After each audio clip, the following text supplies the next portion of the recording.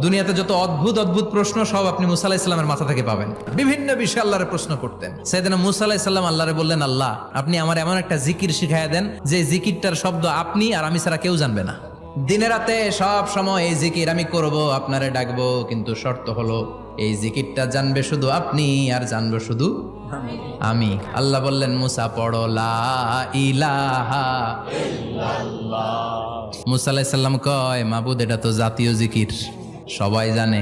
আমি তো চাইছি এক্সেলেন্ট একটা জিকির, কারো কাছে নাই, শুধু আমি জানবো আর আমি পড়বো। আল্লাহ বললেন, মুসা এই লা ইলাহাকে যদি এক পাল্লায় রেখে দাও, তাম বিশ্ব, সাত আকাশ, সাত জমিনটারে তুলে যদি তুমি আরেক পাল্লায় রেখে দাও, লা রাজাহাত কাফাতু লা ইলাহা ইল্লাল্লাহ, মুহূর্তের মধ্যে লা ইলাহার পাল্লা ভারী হয়ে যাবে।